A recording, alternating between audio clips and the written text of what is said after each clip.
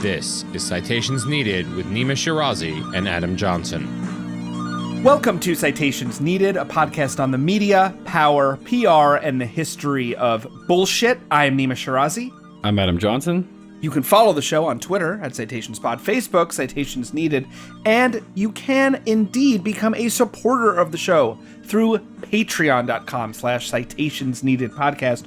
All your support through Patreon is so appreciated as we are 100% listener funded.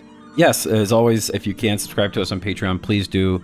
If you've listened to the show for a while and you like it, we do ask you to help us out there, because if you help us on Patreon, it helps keeps the episodes themselves free for everyone and helps keep the show sustainable. Yes, if you can help us out that way, that would be so incredibly generous of you. We appreciate every single one of our Patreon supporters. We can't do the show without you. It really does keep us going and has been helping us keep this show going for now 6 whole seasons, Adam. This is the season 6 finale of Citations Needed, and I'm so thrilled that we've been able to do this for so long. Yeah, we're really excited to wrap this season up and start another one, come back bigger, stronger, faster, and more advanced. That's right, mightier. For the next year. We have the technology. So we will be taking a short break, as we tend to do in between our seasons, but we will be back with more news briefs shortly, and of course a whole new season of Citations Needed come the fall. So thank you everyone for listening for these past 6 years. It's been amazing, and we're excited to keep going. So without further ado, let's get to the show. New Starbucks CEO plans to pull barista shifts in stores every month, announces CNN. Uber's CEO moonlighted as a driver, and it changed the way he operates the company, insists Fortune magazine. Your DoorDash driver? He's the company's co-founder, smirks the Associated Press. We hear the same stories about bold corporate executives who've decided to roll up their sleeves, metaphorically or otherwise, and join the lowest level employees as delivery drivers, baristas, or retail workers. Their stated goal is to quote-unquote stay connected to their employees, or quote-unquote better understand the company, its customers, and its workers. While these attempts to foster and express empathy may appear noble on the surface, they're anything but. In reality, the CEO as worker stunt is an entirely self-serving project, creating a pretext for worker surveillance and a distraction from labor abuses like poverty wages and union busting, all the while seeking to convince the public that corporate executives are honest, hardworking folks, just like you. Today, we will be discussing the past and present of the undercover boss-style corporate maneuvers, looking at the ways that the C-suiter in the trenches routine advances the squishy concept of empathy in order to obscure and undermine the material needs and demands of labor. Later on the show, we'll be joined by Lihia Walpa, Executive Director of the Workers' Justice Project, a community-based workers' rights organization in New York City. These companies have the audacity to be driven by the greed that I would say has no bounds. And most delivery workers right now are not just fighting back to make sure that they have the right to earn a minimum wage, but right now they're enduring long hours of work, mostly by exposing their own safety while they're on the roads through difficult weather in New York, through traffics, through snowstorms, and through most recent wildfire smokes.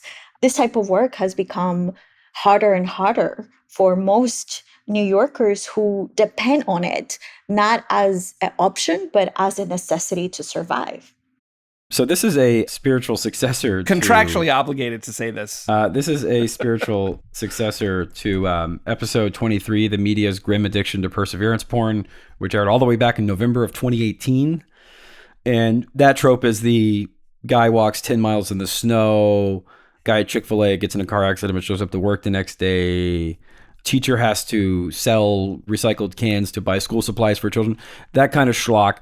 This is sort of a variation on that to some extent. There's some overlap, there's some not. But the basic idea is it exists to uphold these kind of very saccharine bourgeois moral values, hard work, determination, etc.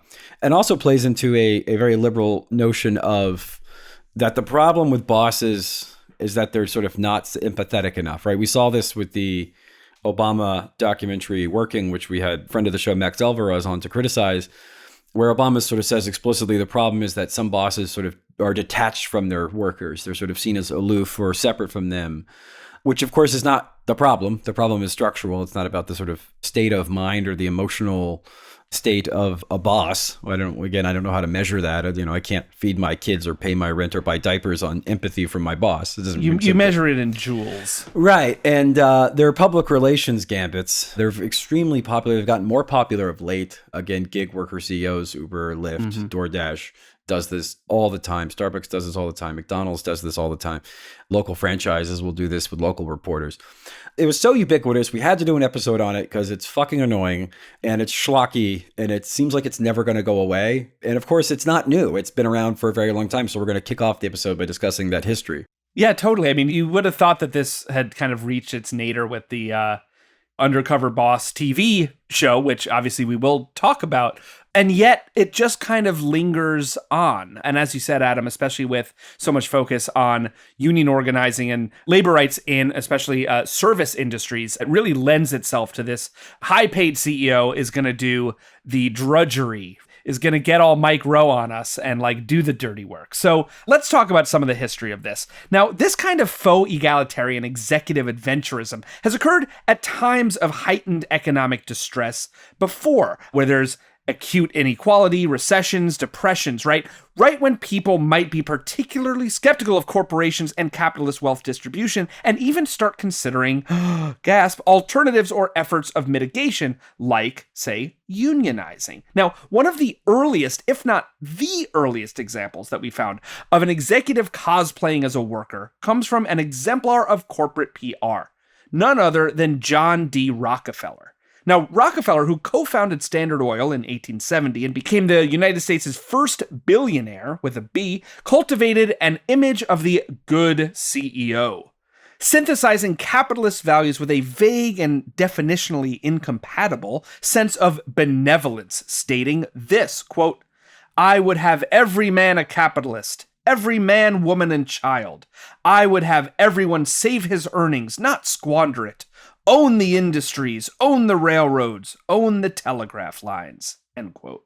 Now, of course, if every man, woman, and child owned the industries and owned the railroads, that sounds a lot like, I don't know, socialism. But apparently everyone's supposed to own their own, then apparently you have no customers. But everyone's a small business owner or a big business owner. So, that sounds great. Sporadically, though, Rockefeller, to the delight of many a libertarian think tank and business professor ever since, toiled among the manual laborers. In his book, The Myth of the Robber Barons, a hagiography of many late 19th century capitalists, author Burton W. Folsom Jr. wrote this, quote, "Rockefeller approached the ideal of the Standard Oil family and tried to get each member to work for the good of the whole.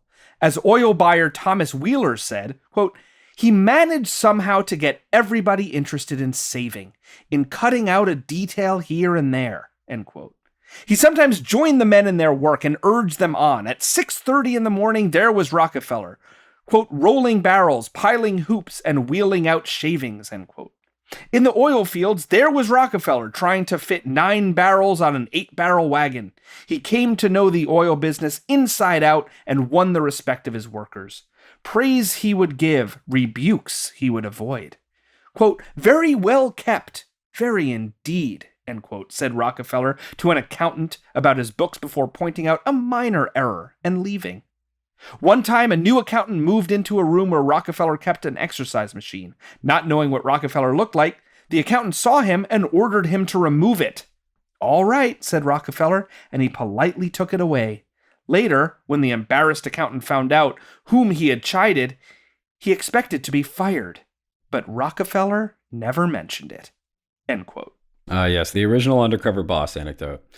Yeah, so after several years of bad PR, certain barons like Rockefeller understood the importance of getting down with one's workers and, sort of this homespun Baptist image. And of like humility in the face of having more wealth than anyone had ever accumulated. Right, because at one point, some estimates put in between 1.5 and 3% of the total national GDP was owned by one person, John Rockefeller. So that's a lot. And so you have to sort of have this idea that, you're from the sort of bootstrapping your worker, which in his case was kind of true. He didn't go to college. Born fairly poor, although it went back and forth. During the 1870s and 1880s, U.S. workers began to form national labor unions, such as the Knights of Labor.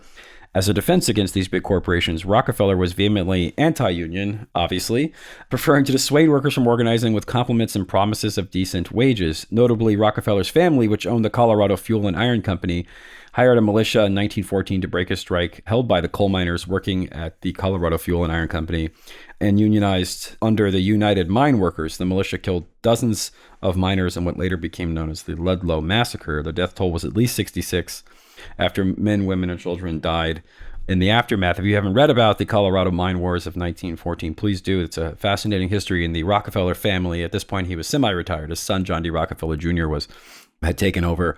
There's some interesting historical context for this, but just to get to the sort of way that Rockefeller thought about such things, according to the Ron Chernow biography on John Rockefeller, Titan, which was published in 1996, he wrote that during, quote, a clash in 1892 earlier at the Homestead, Pennsylvania steel mill, Henry Clay Frick had ordered Pinkerton detectives to fire on workers, a step that drew a rousing congratulatory telegram from John D. Rockefeller, unquote. So again, they want to paint this image of homespun everyman, but ultimately, of course, when it comes to real worker power, it's sending the militia. While Standard Oil didn't become quite as infamous on labor issues, which actually had a lot to do with the fact that oil doesn't actually have as many workers as, say, things like steel or coal, because by the 1860s, you're just hooking up a pipe and pumping it to the docks. So it's more of a railroad labor issue than it is oil per se, right?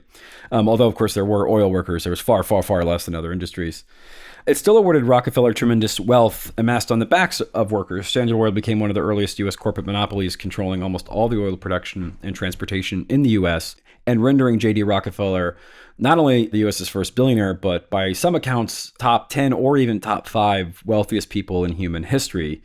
Yet the dominant narrative about Rockefeller, even to this day, is that he sort of developed philanthropy and leadership and giving away money. So he was kind of the original benevolent billionaire. He sort of created the model, the blueprint for what we saw since then. And part of that blueprint was this idea that he would occasionally get into the mud and grit and dirt and harvest some oil, right? Because that's hard work. Right.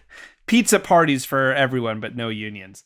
Now, no analysis of these themes, of course, would be complete without a look at the TV show Undercover Boss, mentioned earlier, and I'm sure highly anticipated by all listeners to this point. Now, the show Undercover Boss carried on this legacy of the concerned working man executive to great effect and many, many episodes. The CBS reality show Undercover Boss follows corporate executives who go, what else? Undercover, usually in a comically cheap disguise as entry-level workers for the companies they own. Their stated goal is to gauge what's really going on inside their companies and with their employees. They later reveal themselves and propose minor changes ostensibly in order to improve operations, problems that they had heard about from their brief co-workers.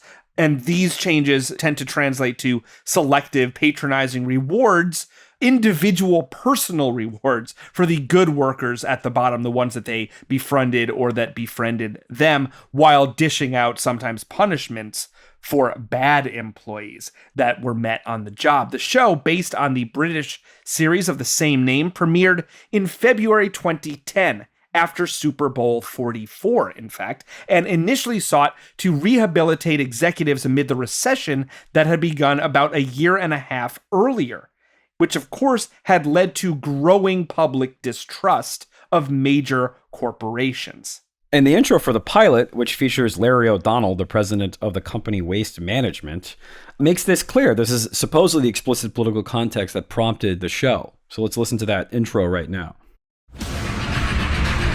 The economy is going through tough times. Many hardworking Americans blame wealthy CEOs out of touch with what's going on in their own companies. But some bosses are willing to take extreme action to make their businesses better. Each week, we follow the boss of a major corporation as they go undercover in their own company. After the voiceover says, in their own company, these words, for those listening, obviously not watching this clip, because this is a podcast, the words on the screen boldly state, they will discover the truth.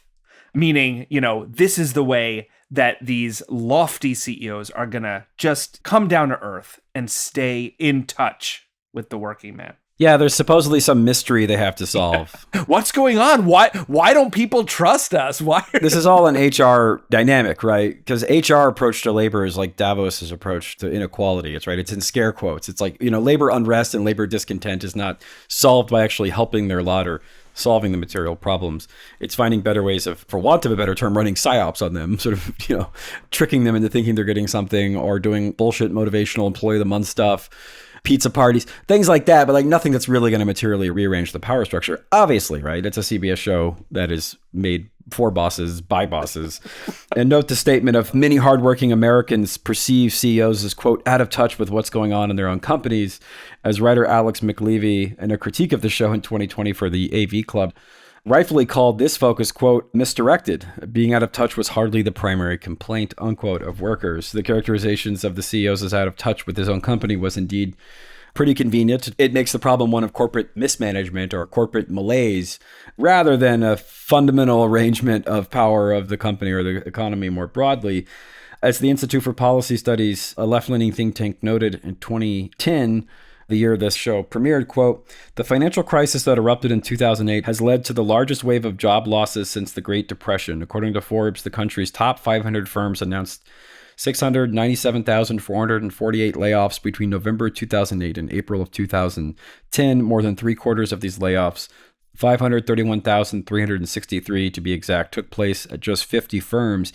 Each of these layoff leaders had chopped over 3,000 jobs. These layoffs in no way rate as an inevitable consequence of red corporate ink. Of the 50 top corporate layoff leaders, 72% ended that year in the black, which means they made money.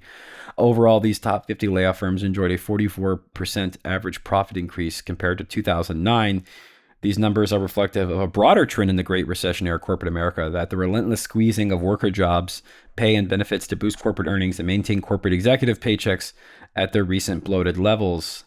CEOs at the top 50 major firms that have laid off the most workers since the onset of the economic crisis took home nearly $12 million on average in 2009.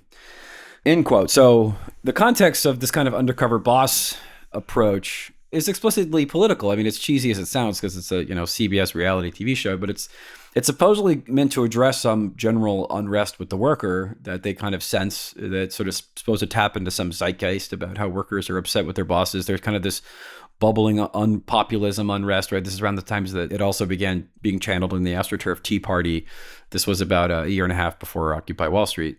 And so this was another kind of phony way of approaching this problem in a kind of pop culture context to address a real sense of unfairness that was permeating in the culture at the time. Yeah, now the show really relied on a number of reoccurring character archetypes, such as the good worker, right? The bad worker, and of course, the benevolent boss. So we want to kind of play some clips from the show and get into these different tropes. The good worker one is pretty self-explanatory, right? The show often features one or more dedicated employees with dreams of their own, amazing families that they're just trying to work for. Their dreams of career success, conveniently somehow, Adam, often seem to align with ascending the ranks of the very company they work for. That's what they want most. Yeah, it's the epitome of bourgeois values, right? Like in the sort of traditional, I don't even mean that in a pejorative way. The kind of John Rockefeller would tell you that he supports bourgeois values. Like it is the definition of bourgeois values, which is I work my way up and I eat shit and I don't complain and I show up early and I leave, blah, blah, blah, blah. I take the sweat pledge and I just do my work. Pretty much, yeah. So sometimes the good worker, of course, even corrects a bumbling undercover boss in how to better do the job that the boss is actually paying them to do. Oh my. Of course, we're all supposed to say, watching this show, how the tables have turned. Now, another trope is, as I said, the bad worker. So in some cases on the show, a worker that we see interacting with the boss, who he doesn't know is the boss, of course, is insubordinate, right? He acts rude to customers. They don't take their job seriously. They commit some other great corporate deemed offense, maybe not cleaning up enough, not cleaning the bathrooms enough, or just not being sufficiently deferential to the fact that they have this job. The boss, after secretly surveilling them, of course, disciplines them in some way, sometimes firing them, sometimes giving them another chance to prove their devotion and fealty to the very company that the boss owns. So one episode from season 6 features Jose Costa, the CEO of an auto repair company, Mako. Costa poses as an auto body tech and shadows another body tech, Jim, who's repairing a dented car. Obviously, this whole thing is extremely evil and dishonest and manipulative. It's supposed to be fun, Adam. Here's a clip from that scene. You know what? Not every dent has to be 100%. You need to do that to make money, cut corners. These people hopefully know that when they come here, it is, a cheap paint job. I understand that he needs to move fast to make more commissions. Another responsibility is keeping your area clean. But that doesn't mean he needs to cut corners. That's not the Mako way. Clearly, it is the Mako way. If that is an actual organic representation of that would literally is the Mako way. Costa later disciplines Jim, but he gives him a second chance, of course. That's right. The bad worker can be redeemed. That can be cut. I don't need you to cut corners. A brand doesn't survive 42 years by cutting corners. Again, the corners that are cut every day. I've worked in 3 different Makos. That's the way it's done. That's the way I was told how to do it. If that's what you're being told, I need to look into that. That's not who Mako is, Jim. You're a good body man. You talked about second chances and opportunities.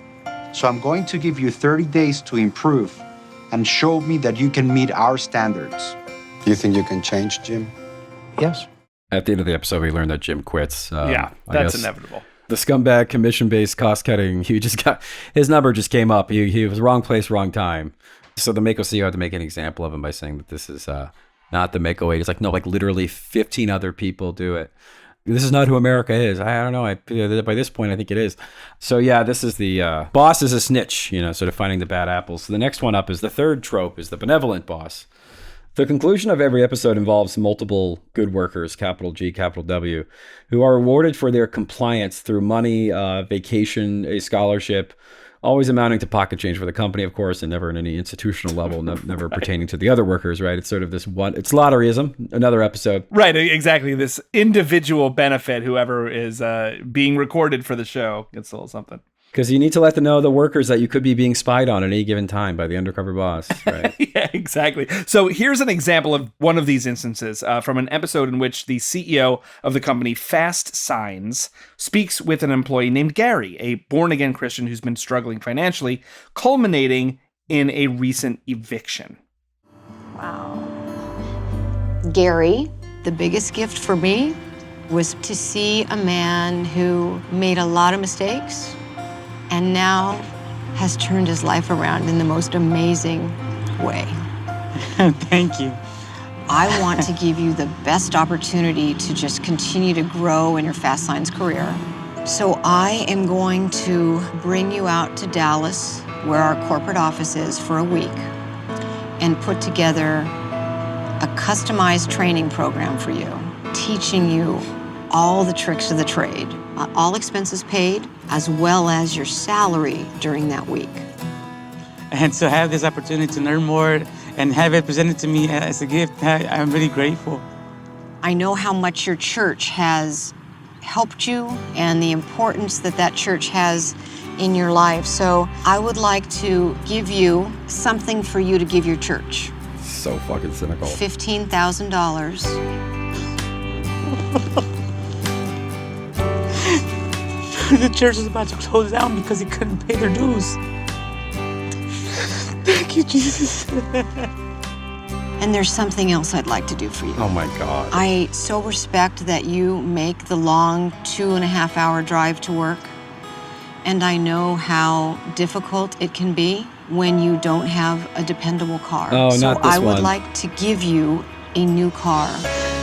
We're getting it all. And the swelling music. Little did he know it was a 2008 Ford Fiesta. Yeah, that's... Unfortunately for him. Yeah, so this is really, really craven shit. But again, this is throughout the show, they do this shit all the time. This kind of perseverance porn. You can't get to work, here's a car. This kind of benevolent dictator, John Rockefeller throwing quarters out of his carriage kind of stuff. All to sort of reinforce this idea that if you're the good immigrant, the good worker... Maybe you'll be taken out to corporate and do the executive training program. if your number comes up. It's all kind of greasy. And then, of course, this is not even necessarily in an undercover context, but the same premise of like the boss kind of getting into with the hoi polloi. This is a trope that's with us with corporations doing press releases through thinly veiled business press or news articles that has been popular throughout the 2010s and 20s. This is the case back in 2015 when then CEO of Uber, Travis Kalanick, advertised on The Late Show with Stephen Colbert that he liked to drive an Uber. This was sort of his way of showing he was down with the people. Yeah, that's right. He's just gigging it like everyone else. Let's listen to that clip of the Uber CEO with Colbert. Do you ever drive an Uber? Of course. What's your rating? My rating's a 5.0. Really? All 5-star rides. Do you really need the cash? Why are you doing it? I mean, for me, it's just fun, right? For me... Is it always fun? What happens in the back seat? Do you ever have to sponge it out after a couple gets out? Because I've heard some stories. I mean, look, I just keep my eyes on the road. I like how he avoided the, like, why you do it, right? Colbert, like, makes a joke like, do you need the scratch? And he's like, oh, it's just fun. It's like, yeah, but it's not fun for everyone else doing it. It's a job. It doesn't have to be a waking nightmare all the time. Like, sometimes it's fine. But I'm just saying, like, it's, it's fun. I'm just doing it. And, it's not really a big deal because for him, obviously, the stakes are so low. But that's all corporate messaging, right? The corporate message is like, oh, it's like fun. It's a side thing. It's not your real job, e.g. you're not really an employee. But needless to say, Kalanick was fired 2 years later for widespread discrimination, gender discrimination, and sexual harassment. And this interview aired just months after a class action lawsuit against the company was filed by drivers in California who wanted to be classified as employees. A California Labor Commission ruled that an Uber driver is an employee, not a contractor, which Uber was at the time appealing. So this is why he needed to go on Colbert and reinforce this idea that it was fun. It was like a side thing. It wasn't really a job. Mm-hmm. Lyft CEO John Zimmer also drives for the company on occasion as part of these PR spectacles, posting promotional tweets and videos about doing it, quote, as a way of staying connected to the driver experience, unquote. Dara Khosrowshahi, the new CEO of Uber, pulled this down in 2021. Was internally known as Project Boomerang. Maureen Dowd wrote a fawning profile that same year in the New York Times, writing, quote, a few weeks ago, Mr. Khosrowshahi rode a bike delivering for Uber Eats in San Francisco for 2 days. I was nervous at first, he said, adding that some of it was fun and some of it was rough. I nearly got killed delivering near the baseball park. The Giants game was starting and traffic was nuts. My hypothesis is that someone knew that I'm a Mets fan. Oh, good one. Employees almost get killed. There's, of course, no need to spend any time considering how the people may actually do this for a living might face those dangers. The article, of course, just moved on, found this all very kind of fun. Well, and you trivialize it while also burnishing the credentials of the kind of down-to-earth, everyday CEO.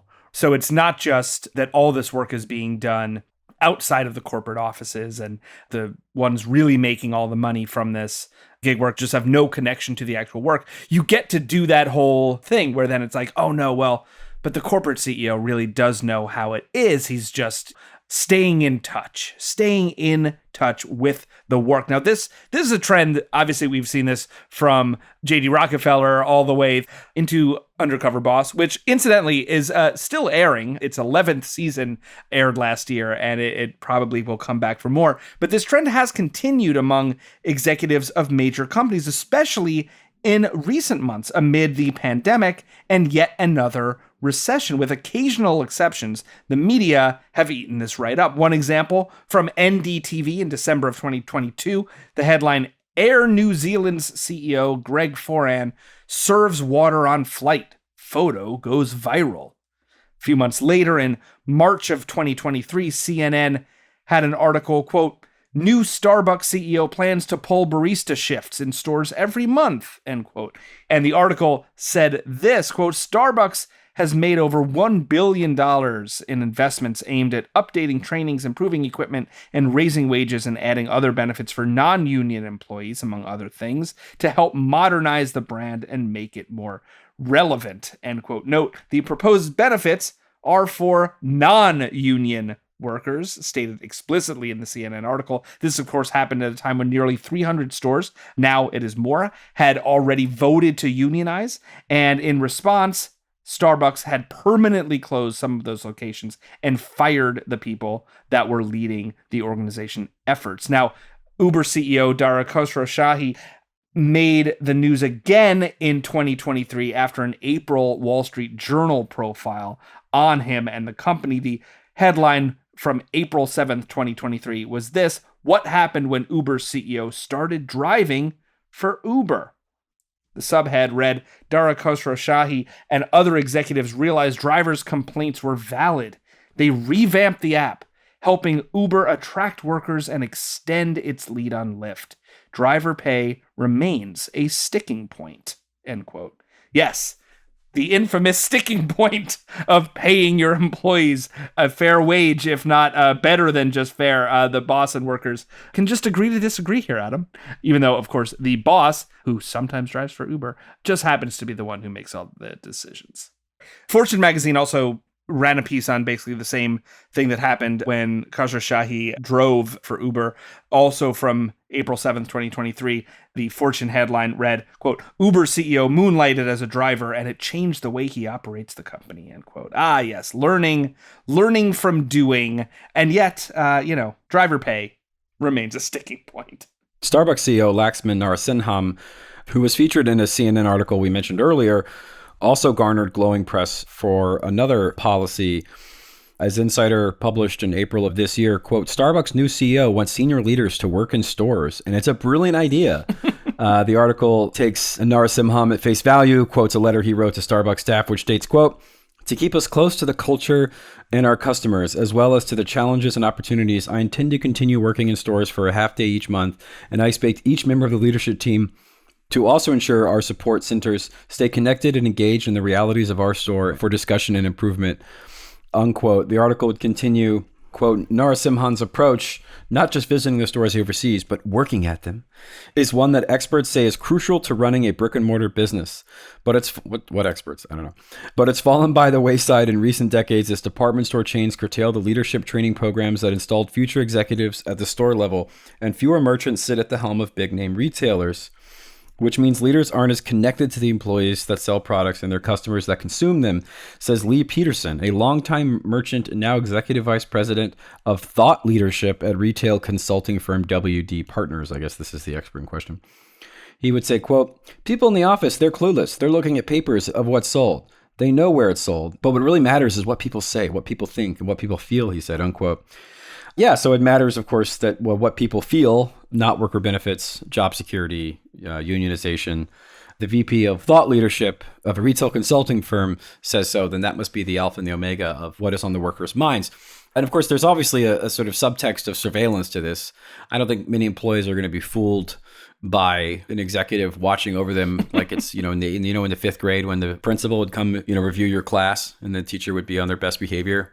Clearly, there's a bit of an observer bias here, but there's definitely the sense of like, well, we need to get a pulse of what the union situation is going on here, right? This is like, because if you read the kind of internal propaganda, which I think they somewhat believe that Howard Schultz did he just stepped down, but when he took over the last 2-3 years, there's the sense that unionization does not stem from something, again, real or material, but it's like we lost touch or we weren't listening to them. It's like, no, like, the voice that they're speaking in is the union votes that you've been ignoring and all the millions of dollars in fines of NLRB fines you've racked up by undermining their right to form a union.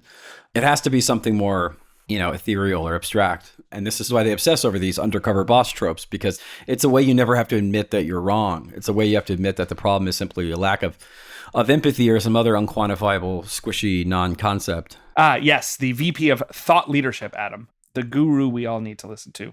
So meanwhile, Lyft CEO David Risher drove for the company in April 2023 as well. The company, Lyft, posted a video on its own Twitter account in which Risher gushed about his driving experience, complete with a photo montage of him with happy passengers. Risher became CEO just a few weeks after the video was posted later in April 2023. Clearly, the whole thing was like a PR stunt because Risher was the incoming CEO when he drove for Lyft and recorded all these videos and took the pictures. They were used to kind of announce his new CEO-ship. And just a few weeks later, after taking the helm of the company, Risher immediately announced that Lyft had plans to lay off at least 1,200 employees. Even more recently, Adam, we were gifted with this. Another one. They don't fucking stop. No, it's really relentless. An article from the AP from just this past June 28th, 2023, with this headline: Your DoorDash driver? He's the company's co-founder. And here's an excerpt from the article.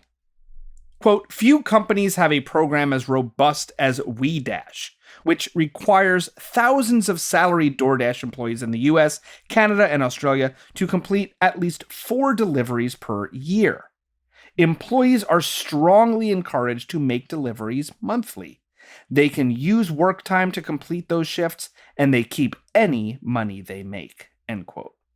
Now, buried in this AP story, 16 paragraphs in to be exact, is a 1-paragraph mention that, quote, DoorDash and others recently pushed back against a new rule introduced in New York City, implementing a minimum pay rate for app-based food delivery workers that could nearly triple their average earnings in the coming years, end quote. Now, as a fitting coda to this article, in response to the New York City law that would have cut into corporate profits, DoorDash and other similar apps have joined together to sue the city of New York against this new law. They are actually pursuing legal action to make sure that the delivery workers cannot earn more money. But their employees, right? The actual corporate employees are still urged to dash whenever they can. Yeah, to get a sense of, there's always this kind of, again, there's this menacing subtext of finding ways of increasing efficiencies. It's like, well, you're going to do it so you can find ways of creating more psychological tricks or ways of cutting corners and reducing the payout to your employees, which you don't call employees, you call dashers, invent new words for things. Yeah, this whole thing is so dopey. And you think it'd have to like the 10th, 12th, 15th, 20th person to write the same article about DoorDash, Uber. They would be somewhat embarrassed by it because it's been done to death. And it's like, it's not news, right? It's not a news story that some corporations are having executive. It's not, well, how is this news? What's the who, when, where, why? What is relevant about this? Why should the reader care? Especially when it's accompanied by these glossy photos. It's essentially like business press, but it serves a very specific PR function. And it reinforces this idea that the worker discontent surrounding the gig economy, which we'll get into with our guest, is somehow based upon a lack of caring, or that they're not bleeding hard enough, or that they don't have enough Hawaiian shirt Fridays or enough pizza parties, that the problem is somehow that there's a lack of communication. It's a very liberal way of viewing the world, that the problem is a lack of communication. And it's like, no, the problem is one of power relations and material reality. And if any of these people want to know how to improve the lot of their employees, as they supposedly care about from these articles in the TV show Undercover Boss, you would support unionization. But obviously, you're not going to do that because that's not really your concern. But if you give one person a car, then you can make them cry and you look like a hero. You give one, yeah, God forbid you gave everyone enough for money for a car, but you give them one and you turn it into this tawdry emotional pornography on network television so people can sit home and go, oh, they're so good. It's all very gross. It's all very manipulative. It's a trope that needs to die. It's ramped up over the last few years, but it really needs to go away. We're hoping we can put the nail in the coffin with this episode. Probably not, but we'll do our best. To discuss this more, we're now going to be joined by Lihia Walpa, Executive Director of the Workers' Justice Project, a community-based workers' rights organization in New York City. Lihia will join us in just a moment. Stay with us.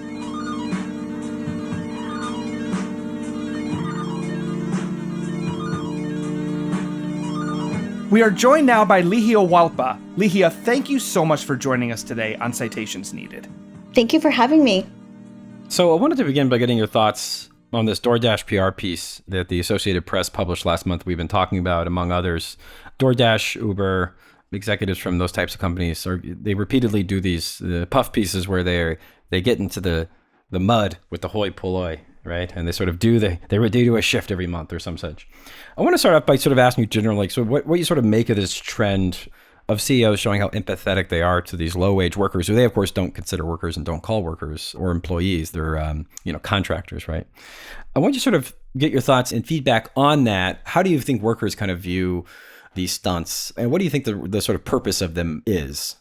So LGU leaders and many deliveries actually have seen in the news how the CEO of DoorDash is dashing, right? and expressing a sense of empathy and kind of even promoting that this work is made for all workers and anybody can do this job.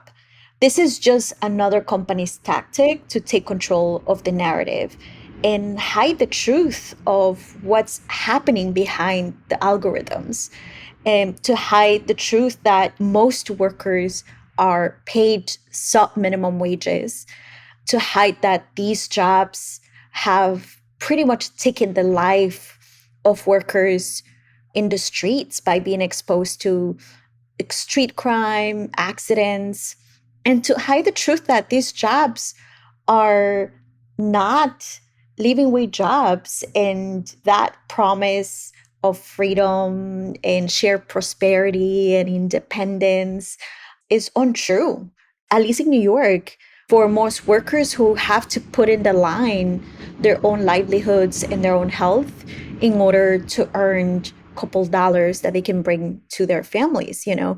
And once again, here we see the CEO being protective of their massive anti-worker machine that is designed to exploit the labor of workers, that it's about making sure workers have no protections and they can continue to pretty much profit the labor of low wage in New York, which happens to be mostly migrant workers. Yeah, so let's talk about that real quick, because I know that mentioned on paragraph 16 of this AP article was the fact that New York had just passed a law requiring minimum wage for quote unquote gig workers. Now, these companies all turned around, every single one of them turned around and is now suing the city. They've also filed lawsuits in other jurisdictions, California. Can you talk about these lawsuits and their desire to hold on to this fiction of a quote unquote gig worker as something distinct from an employee? Yeah. What's happening in New York is a testament that workers are fed up and that workers are rising up because these conditions are not just unhumane, but are unsustainable and unconscious. And in the midst of 2020, of the pandemic, deliveristas who became essential for the city of New York, even though they have always been essential, decided to rise up because of the lack of protections that they were experiencing in the streets, from their own wages being stolen, tips, from not being able to access a bathroom, which is the most basic human necessity for any person, and also from many workers who were working a full-time job without having worker protections. Workers decided to rise up, organize, fight, and set a package of legislations that became historic labor protections for workers who are not considered workers. And that was an important victory because it was the first time that we were setting industry standards, from making sure workers have access to bathrooms, they can have control of the distances, have actually full disclosure of their own money, of how much they're actually being paid, to setting up a minimum wage that doesn't exist. And it was a historic point. So the last law to be fully implemented happened to be a minimum pay. And we knew it was going to be a big battle because most of these companies, what they have done across the country is to try to make sure that they keep workers' wages as low as possible. Mm-hmm. And they have been fighting us back on making sure that they delayed the process by pushing the administration to redo a whole rulemaking process, to now suing the city to ensure that they continue to delay the minimum pay implementation. And that just demonstrates that these companies are not going to stop, and they're going to do anything that's possible to make sure that they obstruct minimum wage increases for delivery workers in New York City. And these companies have the audacity to be driven by the greed that I would say has no bounds. And most delivery workers right now are not just fighting back to make sure that they have the right to earn a minimum wage, but right now they're enduring long hours of work, mostly by exposing their own safety while they're on the roads through difficult weather in New York, through traffics, through snowstorms, and through most recent wildfire smokes. This type of work has become harder and harder for most New Yorkers who depend on it, not as an option, but as a necessity to survive. Yeah, as we've been talking on this episode about the ways that CEOs at big companies will work with their employees, like sometimes undercover, sometimes as like a, PR grandstanding thing. I mean, it usually is that, but, sometimes literally on a TV show, other times just kind of used as PR in a press piece, but always really framed as this very wealthy CEO, this very wealthy boss is really just, one of us, right? Working just like anyone else will, take on shifts, really kind of getting to know what the employees who work at their company go through. And it has this kind of empathetic feel, right? Really wanting to care for the employees, see what they need, live a day in their life, walk in their shoes. But what we see time and again, of course, beyond just the PR value of this, is oftentimes when CEOs do this, there are a lot of implications that have to do with surveillance, added surveillance of workers, or learning how workers are actually doing their job, not to improve labor conditions, but rather to improve efficient work, right? Efficiencies, cost saving and profit building efficiencies for the company itself. So can you talk, Leah, a little bit about how this kind of our boss is just one of us kind of thing leads to all of these other kind of dangers for workers? Like, how does this false empathy lead to even more exploitation and extraction? Absolutely.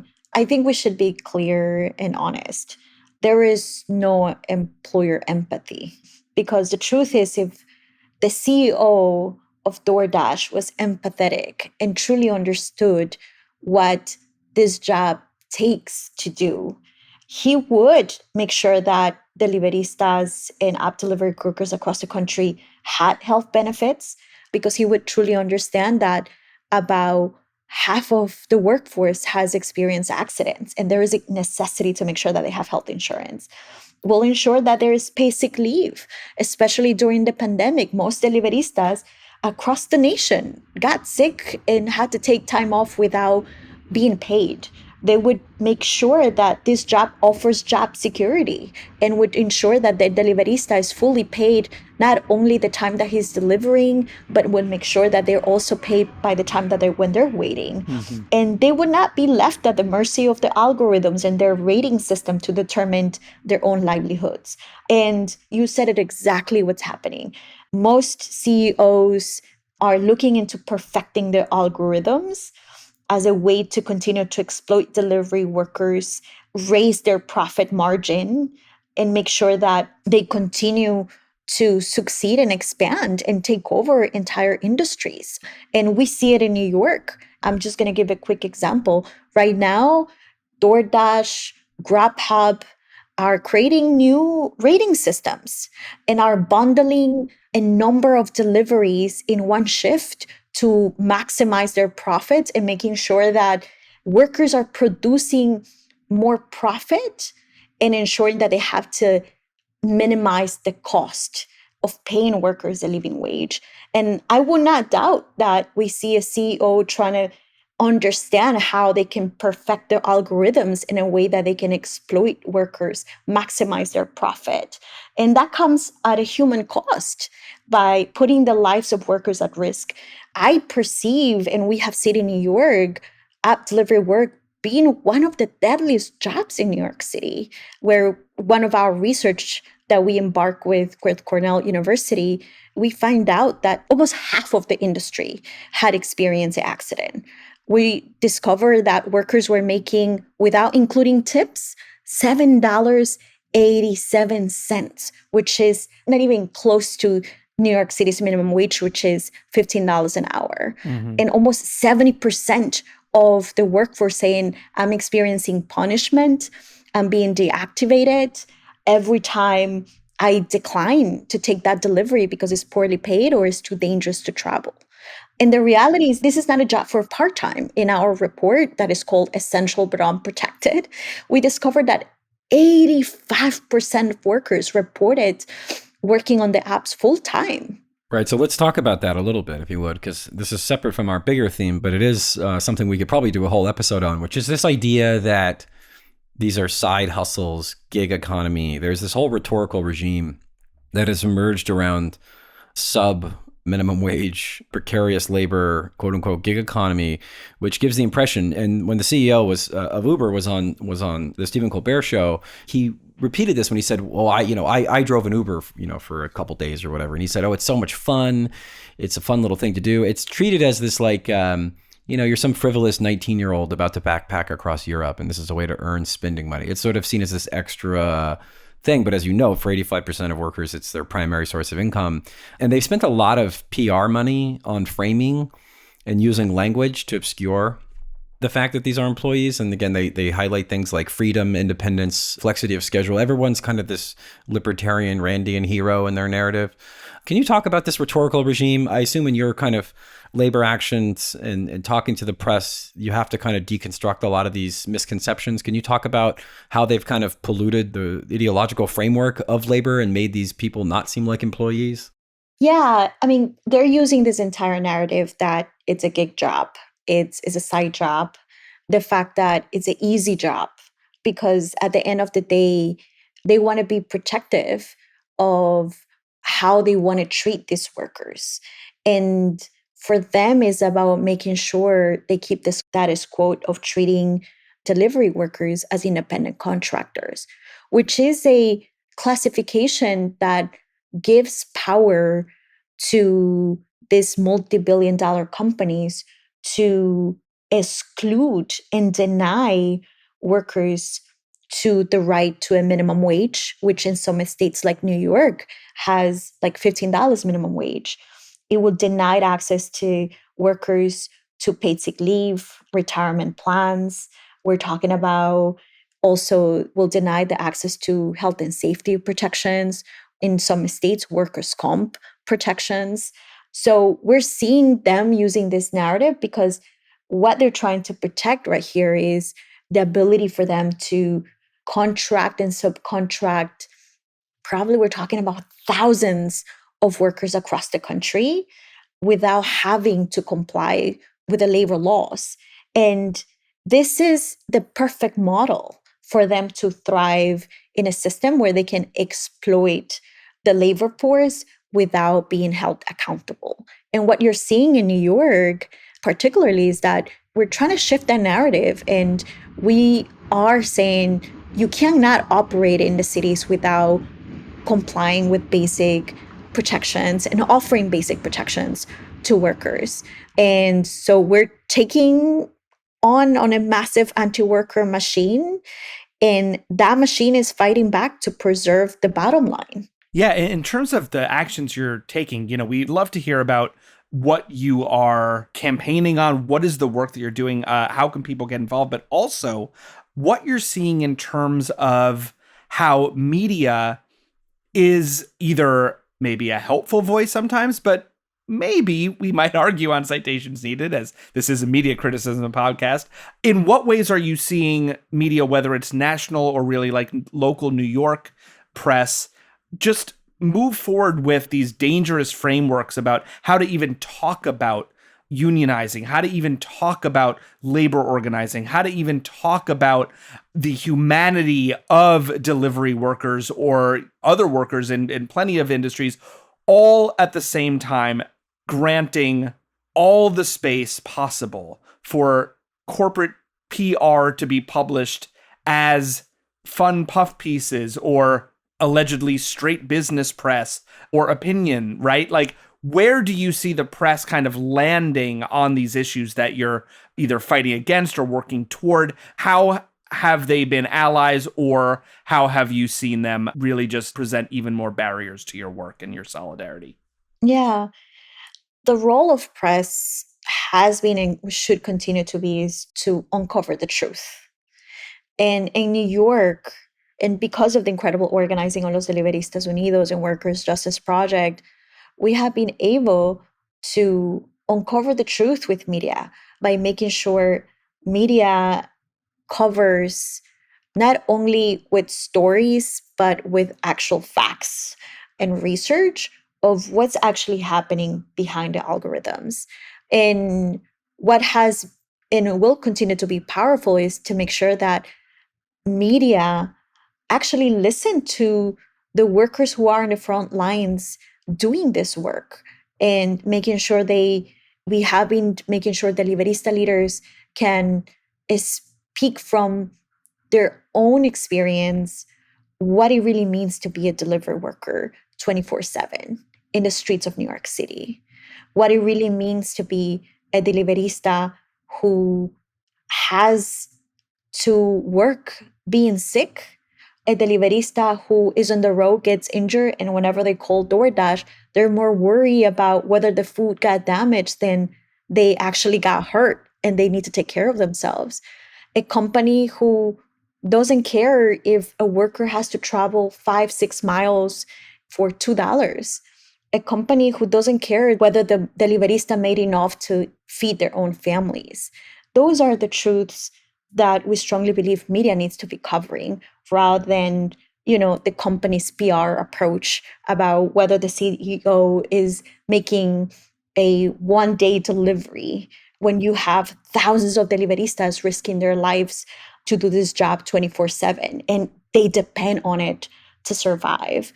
That's the truth. And we strongly believe that in New York, what has been powerful is the stories of workers in the front lines, stories of Gustavo, Antonio, William, and many other deliveristas who had risk being deactivated and being vocal on sharing what's true and what actually is happening behind the scenes that many people don't get to see. Most customers get their food, but they don't really get to hear the story of what it took for that deliverista to arrive at your door. And this is what we're doing something. We launched a campaign that is called Customers Delivering Justice, because we strongly believe workers, customers, and even restaurants can build a strong partnership to fight the power of these multi-billion-dollar corporations. And it is possible to unite so we can build and deliver a more responsible and ethical way for people to order in. And we're launching this campaign because we want to harness on the power of customers who use app delivery work, not just for many, not as a convenience, but as a necessity, especially elders in New York City. There's seniors who can go down and order in, or there is New Yorkers with special needs. So app delivery has become a necessity, but it's more about how we make sure that everybody in New York plays an important role in making sure that we fight for better pay and prevent these long-standing abuses to continue and to be the norm in the streets of New York City and across our country. And we see value on media uncovering the truth, from customers playing a role on making sure that they lend their voice in the fight for minimum pay, and even restaurants who have a huge responsibility to make sure that they're also lending their voice and their leverage on making sure workers who are delivering the food from their restaurants are treated with dignity, are paid fairly.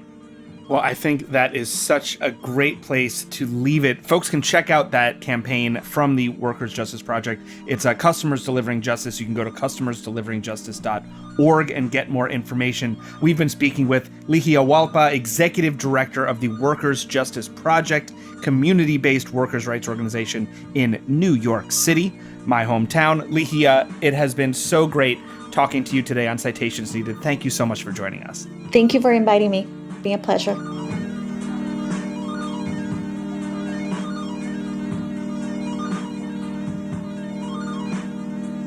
Yeah, I think every time there's some legislation that's like, hey, maybe you should treat your employees like employees and actually abide by labor law, and then you get 10 of these stories about they actually do it too. See how fun and elective it is? It's like, what's the point of doing this? As I said earlier, like for the 800th time, this trope needs to die. We're hoping this episode can help push it over the edge. It won't, because we're not, important enough. But I hopefully it can be like, hey, you did the undercover boss trope, like in the empathetic boss trope. You really don't need to keep doing it, because these guys, they have zero news value. They don't care that some executive from Starbucks who makes, $700,000 a year and has $1.4 million in equity. Like, it doesn't really matter that he does a shift a month. It's not interesting. If his rent depended on it, it would change that. Yeah, right. Well, that would be fun if everyone got paid exactly the same. Yeah, definitely check out the Workers' Justice Project at workerjustice.org to support these people who are fighting back. Union, proto-union, better labor laws on a local and state level. I'm sure there's stuff going on in your jurisdiction as well, not just the center of the universe, New York City. So definitely check that out if you can. Google that, see how you can get involved. Because again, every single precarious bottom of the bottom rung job in history has always been presented as, oh, it's itinerant, it's gig, it's kind of a seasonal, sort of a one-off thing. You can come and go. The idea that some jobs are inherently precarious or inherently should somehow exist outside of labor law is a very, very old trope. And it's one that exists for the sole purpose of trying to effectively monetize and arbitrage a loophole in labor law, which is what these quote unquote gig economy verticals have done and done quite successfully to the tune of multiple billions of dollars worth of valuation. Whether or not they're actually that valuable is a separate question. But they have made a lot of people in Silicon Valley rich, and they continue to do so. So again, the law, activists, labor organizations are catching up to this scam pretty quickly. I think that the party will be over fairly soon, and hopefully they can develop a business model that is actually, as our guest notes, sustainable. Because I do think, delivering groceries and food to certain people is probably not the worst thing in the world. I don't think it's necessarily a moral failing, but it needs to exist within a framework where workers get treated fairly and are paid sufficiently.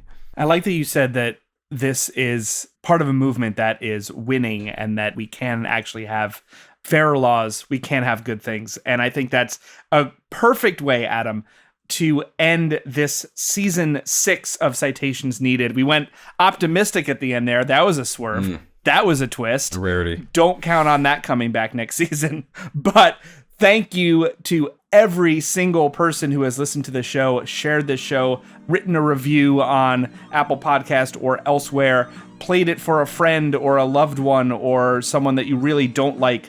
That has all been so amazing. We've been doing this now for 6 years. It has been wonderful, continues to be wonderful. I feel very lucky to be able to do this with you, Adam, and with the whole team.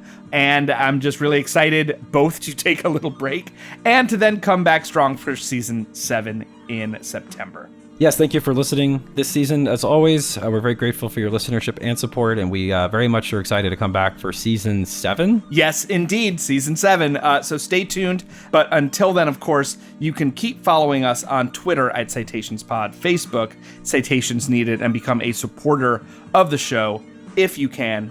It is so appreciated. It allows us to keep doing the show, to make every full-length episode free for all, while allowing our team to be compensated for what they do. So thank you to everyone who supports this show. Of course, you can become a supporter through patreon.com/citationsneededpodcast. And as always, and for the final time this season, a very special shout out goes to our critic level supporters through Patreon. They include Brad Hayward, Zach Cathcart, Lorenzo Mitchell, Ben Lazar, Morgan Green Hopkins, Ed Zitron, Corporate Zombie, Eric Joyner, Buzz Among Us, Stinky Pete, DL Singfield, JM Geralt, Chris Vincent, Nigel Kirby, Scott Roth, Porter Schutz, Zachary Henson, Josh Durlam, Joe Wengert, Steely Dan Halen, Douglas, Danger Manley, congrats again on your win, Green New Neil, Trazdat, Brickshop Audio, Supple Old Man, David McMurray, MSP, William Rush, Garrett Geisler, Jason Eason, Chris Sarah, Dash X, James Michaela, Greg Westneat, Drew Johnson, Max Belanger, David Bettner, Brendan O'Connor,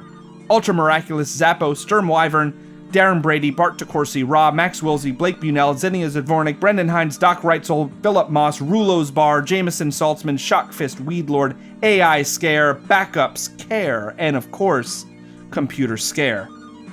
I am Nima Shirazi. I'm Adam Johnson. Our senior producer is Florence Burrow Adams. Producer is Julianne Tweeten. Production assistant is Trent Lightburn. Newsletter by Marco Cardellano. Transcriptions are by Mahnor Imran. And special thanks to Morgan McCaslin for the past 5+ years of transcripts. The music is by Granddaddy. Thanks again, everyone. We'll catch you next season.